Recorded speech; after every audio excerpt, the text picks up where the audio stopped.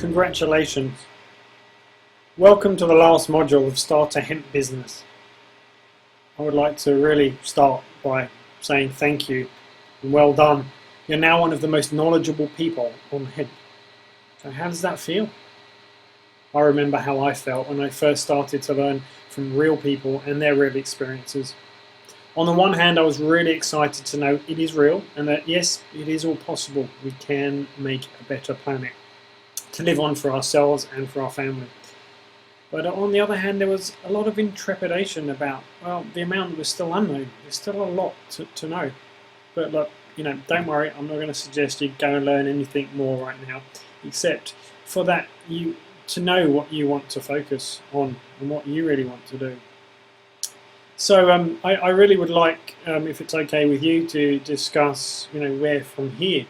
But first, I would like to really sum up all that we've learned throughout this course. So, legislation, that's where we started. And it's a really important part and place to start because politics and legislation is led from up there. Well, what is up there? It's partly beyond our control. Now, a lot of people, I know actually have chosen the way of politics and the way to move forward and feel that that's the way they need to make a change on the world. And if that's your choice, then great. If your choice, and that is a business in itself, have no doubts about that. If your choice is to move into industrial hemp in any of its forms, though, legislation is still, very important. By the way, just in case you haven't noticed, I've chosen an interesting background of pictures for you to enjoy while I'm talking. Now, I hope this doesn't distract you. Of course, we make this video so you can download it and watch it and listen to it a number of times. So I hope that's useful to you. So, legislation, your responsibility. It is your responsibility to be aware of the laws related to industrial hemp. So that's not just the laws related to your product, but the laws in your industry. So whether that's the food industry, whether that's fibre industry, whether it's farming, whatever it is, be aware of the legislation, be aware of what's happening today. It's also good to be aware of what may happen tomorrow, but the may means that it may not as well. So my recommendation is always don't base your business on what may happen, on what may change in the future. You need to be grounded in the moment. What is possible today, and there's plenty possible today. There's a lot of opportunities, and as I'm sure you're aware, that you've discovered throughout this course. So choosing what form you wish that to take in your lives is very important. So once you know that legislation, once you've done your research, you've got it written down, you've checked with the relevant local authorities, you can pack that away and know that's an important foundation stone that you've got in your path. So yeah, I'm not going to talk too much more about legislation, except for only you are responsible for that. The next module that we shared with you was through the Hemp Network, which is just one example of a way you can actually get involved in a hemp business without actually having to have any massive outlays, whether you need to do anything about manufacturing or even holding products yourself. The Hemp Network, at the time we made that module, was at its very early stages, and in fact it still is in its very, very early stages. It's recently changed hands and expanded and changed, and there's always going to be things happening in these kind of businesses. So the reason I felt that appropriate for you to share with you is because it may be a good way to start and to put your feelers out into the hemp world, to get some feedback, to see how people actually respond to the hemp businesses in general. And I want you to have a look at that and maybe consider that while you're creating another business. So even if that's not your choice or focus or business, it may be an interesting way to get involved and to touch another network. And there are a number of networks out there. There are a number of affiliate programs, and in the other course of starting an easy hemp business boot camp, which is about starting basically and creating your own website and affiliate programs, and how you can actually get to the tin tacks of setting that up. You can learn the most efficient way to get connected in that way. But it may work if you just have a large network of people, or a lot of people anyway, and you're in communication with them. Then why not introduce them to the Hemp network, or some other business that really you can connect with. So I guess my main tip with that kind of world is be really careful of the salesman approach. Selling people is kind of old hat. I mean, I don't know about you, but I don't believe most things that salesmen try to sell me. If they're trying to sell me something, well, part of me just switches off. So consider how you want to share the Hemp network. And I don't know about you, but I'm guessing you're here for similar reasons that I am, is that you're passionate about industrial hemp and what it can do. So sharing your passion, sharing why you're interested, that rubs off on people generally, and people that are interested to get involved will, and those that won't, and that's all good. So not more to say about that. Now, the next module we actually shared was one of our participants, Dave. Now, Dave is a star. He's a great and real bloke based in New Zealand, and he seems to be having some great experiences and seems to have benefited greatly from this course. He's focusing on his new business now and ongoing hemp crops, and of course we wish Dave all the best. And I really appreciate Dave sharing his experiences with you, so you can see that anyone can do this. He's an average guy who, average special guy, I guess, because he's actually gone and done it. He's turned his ideas and his dreams into a reality, and he's ensuring that he has the best advice and the best help to do that. So congratulations to Dave. And if that's something that you want to do, then I highly recommend you network. If you send me an email, I'll forward that on to Dave if you want to be in contact with him and see how he's progressed since that module. And that module actually led into hemp farming in general, and we talked about both large scale farming and smaller scale farming, and you can look at either side and decide which is right for you.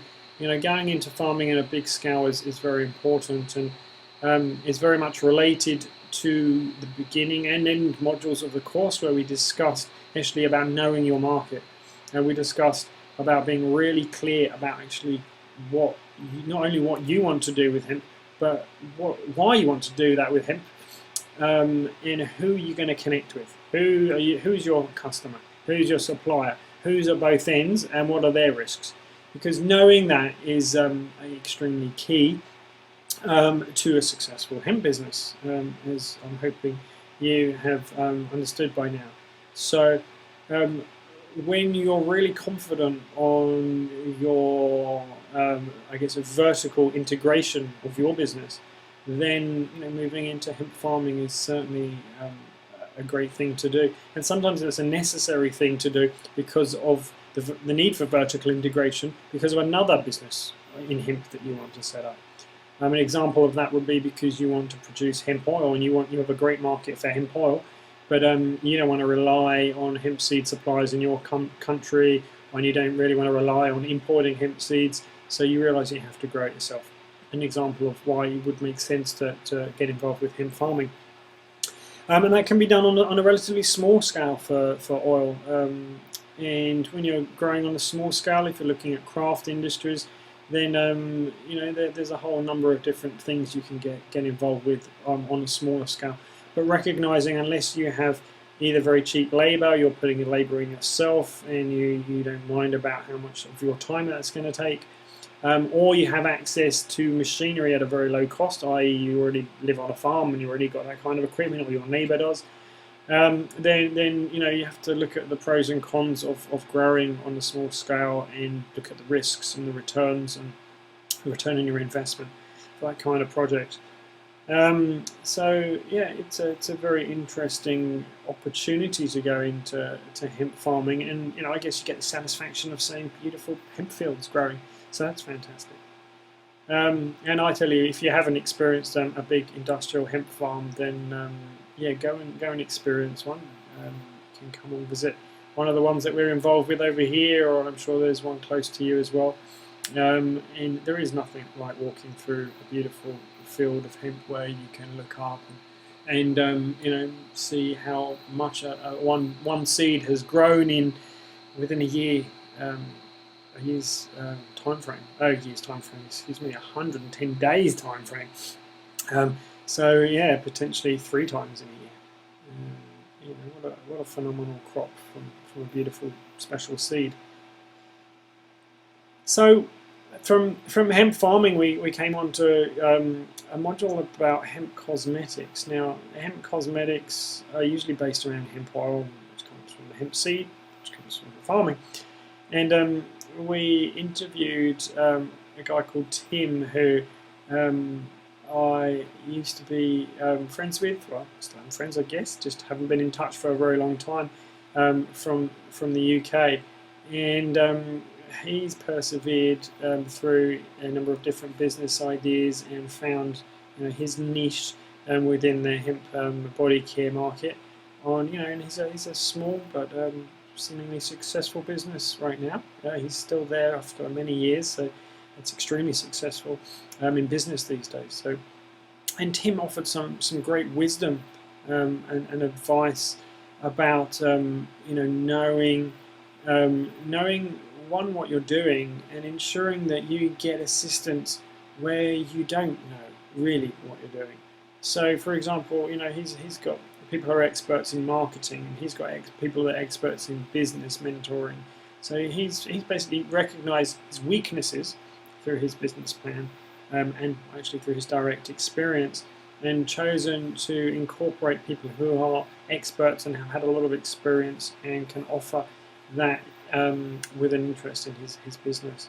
So I believe that's a big, strong reason why Tim's able to have created such a successful business, is that he's incorporated a great amount of people of specific special in these skills. So yeah, thanks Tim for taking part in that interview and sharing your experiences.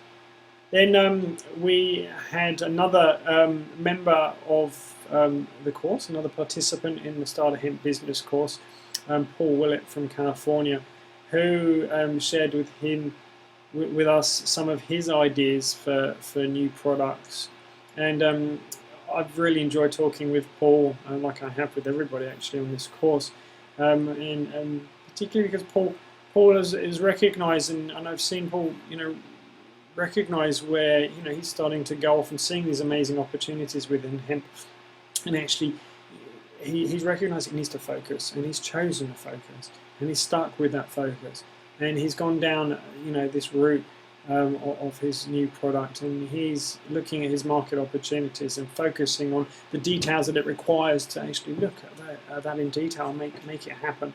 And Paul has some great ideas and great visions to get involved with a whole number of products, and I really see Paul being not only successful in the current business that he's looking at today, but taking that much further. And I really see Paul as an ongoing and great networker and a leader in a number of business ventures in the future. So yeah, again, if you want to check out Paul and see his progress, please just send me an email and I'll send that to Paul, and he can choose to contact you and I guess share his experiences, because that is really important for me, is that you get to network within the industry, and that's why I've chosen a number of select people within the industry to share their experiences here. So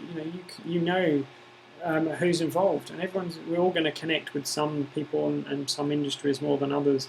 So feel free to go and contact anyone you like, and if you need some help in that, please just let me know.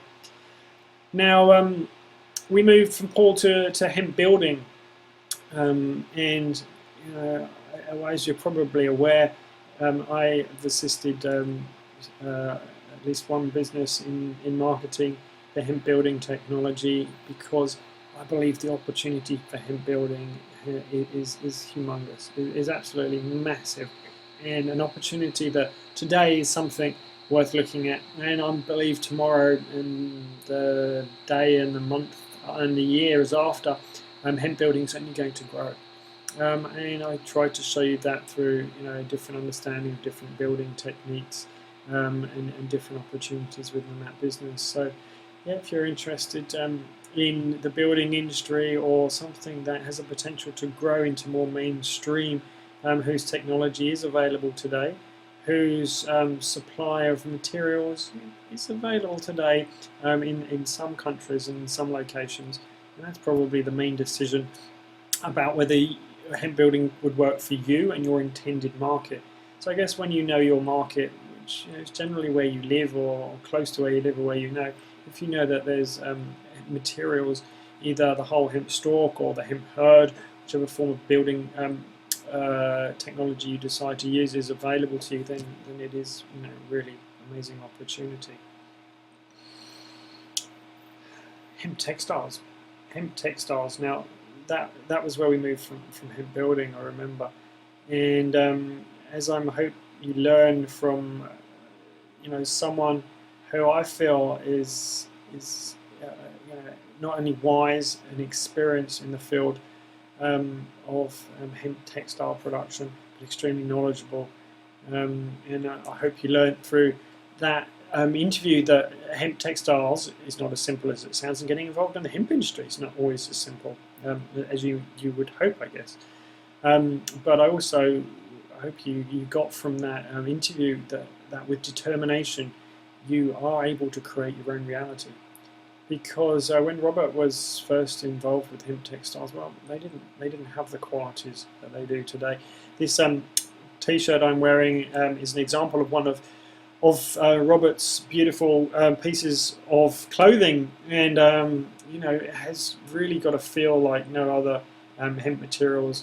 I've got a number of his products. I'm a dedicated consumer of hemp-age clothing, and some of the 100% hemp material actually feels like silk. So it really showed me that the possibilities with hemp have not really even started to be realized in the mainstream, and there is still so much potential.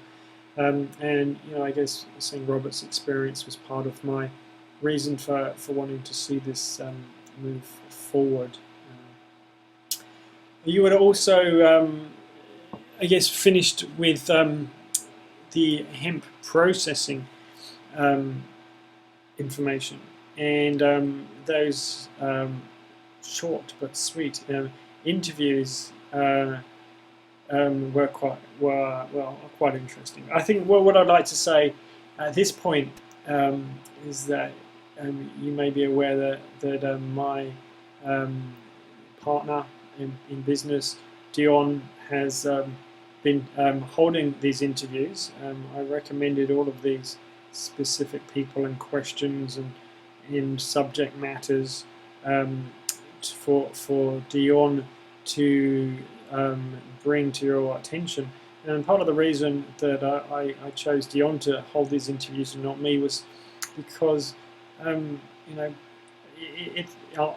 she knows much less, or she did know much less than me about industrial hemp when she first got involved, and I guess wanted to empower Dion to not only be involved with assisting in the marketing of Start a Hemp Business, which I guess is an example of how how I've chosen to pass on the expertise of a particular part of one of my businesses to someone who is an expert at what she does, and she really is a great marketer. And it's been my choice to empower Dion to be as knowledgeable as she possibly could, so she understands the subject matter. And it's been such a pleasure for me to see Dion start off with just asking some questions and seeing her I guess, excitement and a childlike excitement, which has been so fantastic and beautiful to see. So I'd really like to say thank you, Dion, for your patience and learning through this process. And as much as I've tried to direct Dion in the questions and how she asks and who she speaks with throughout the course. In the processing, for the processing companies, I recognised, and I did kind of point out to her that it may be a little bit more challenging for her to actually have a conversation with industrial technicians and engineers. And she done fantastic, really, considering what the language that these people were speaking was probably completely foreign to Dion and maybe foreign to you as well. And I don't know how much you would have learned, but what I guess I wanted to get to you was the value of a couple of very important contacts. So I've given you basically the two largest manufacturing companies of hemp processing machinery in the world. Those two contacts alone, are probably worth way more than what you paid for this course just to know who those people are, let alone to have an overview of everything else that you've got through the course. And I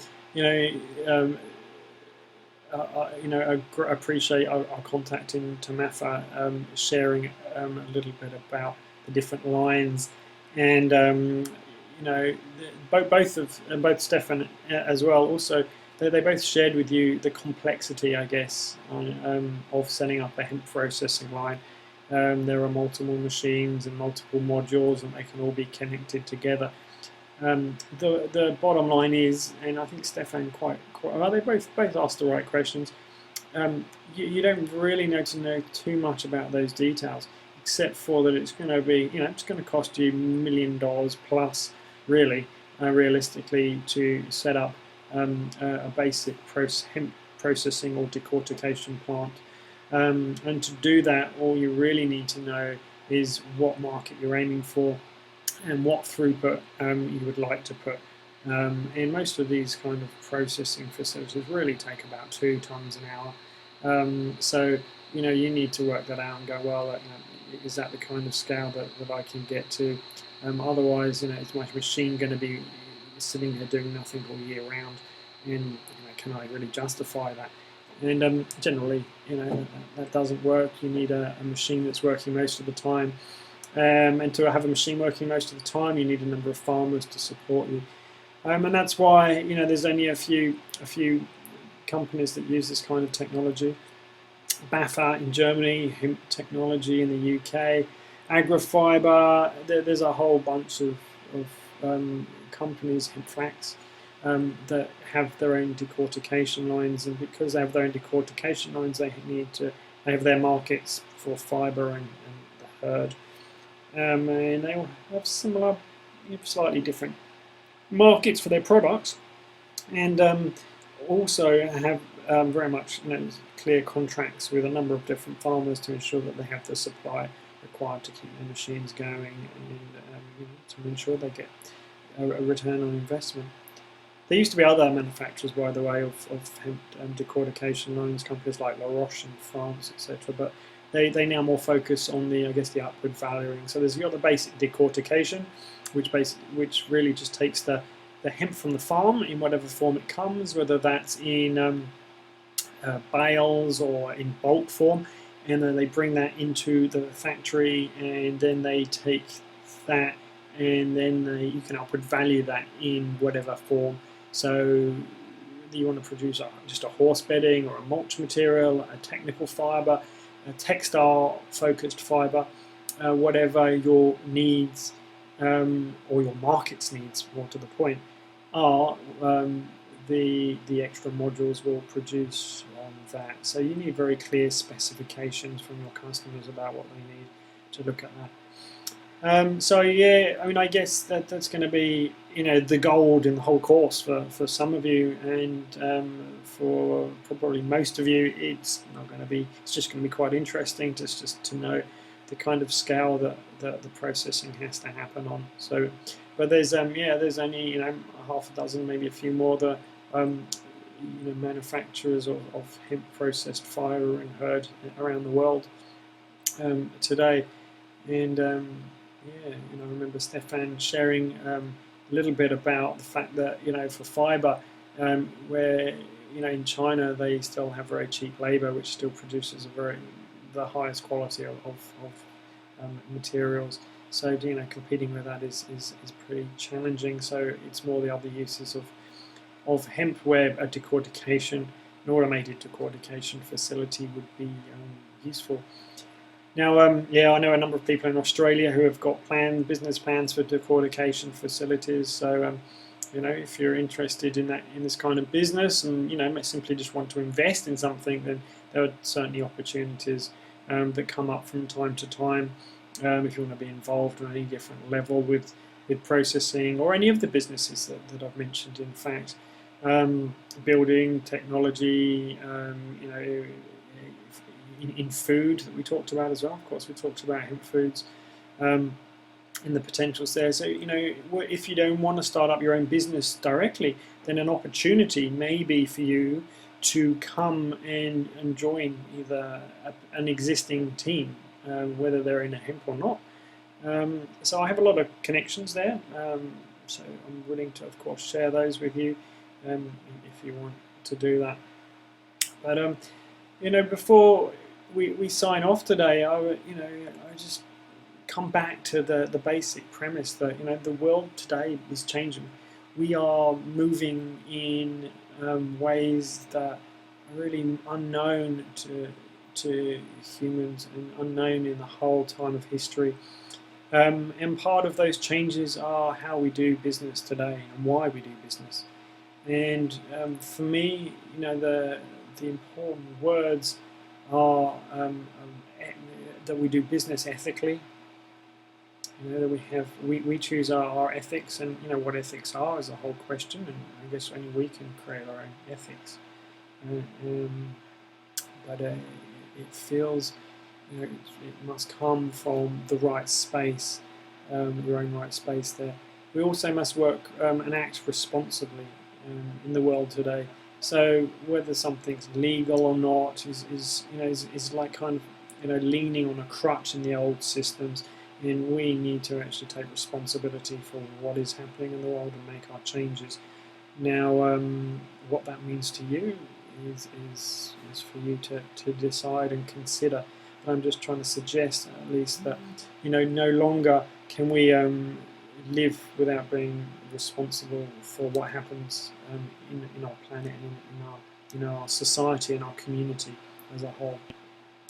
And the third word, I guess, that fits for me is so responsibility. By the way, finishing your research. I just really wanted to say that you actually got to, researching is responsible. Being aware is the basis of responsibility. It's the basis of Buddhism. It's the basis of so many things. Is the awareness. So you've already taken a great step towards that by listening here today and having been part of all this course. Sustainability. Now, sustainability. Again, what is sustainable? What's sustainable for me is something that can continue, not just today and not just tomorrow, but ongoingly. So part of that sustainability today in today's society requires that you actually make money in what you're doing. So you need a financial sustainability. From an energy perspective, is that sustainable? From a physical, ecological perspective, is that sustainable? Is it sustainable in your community? Can whatever you choose continue to happen? So all of these things are important considerations. So ethically, it's fully your decision. Being responsible. Well, I'm doing my best to assist in the ways I can. I constantly share small snippets of information through my Facebook pages, through Twitter. Facebook is just facebook.com/industrial hemp. Twitter is @industrialhemp.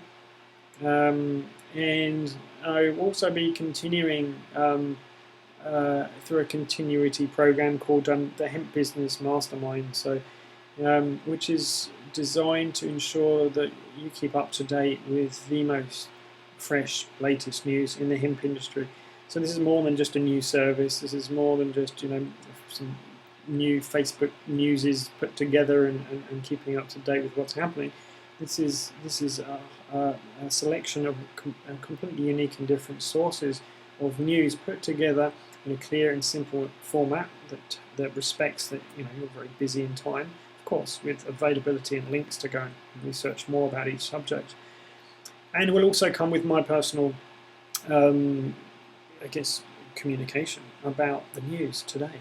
So when something happens and you want to know about it in hemp, it'll be in the Hemp Business Mastermind course. So, which is it's an ongoing thing and it happens regularly. So it's just a cost-effective way to ensure that you continue being kept up to date with everything that's possible.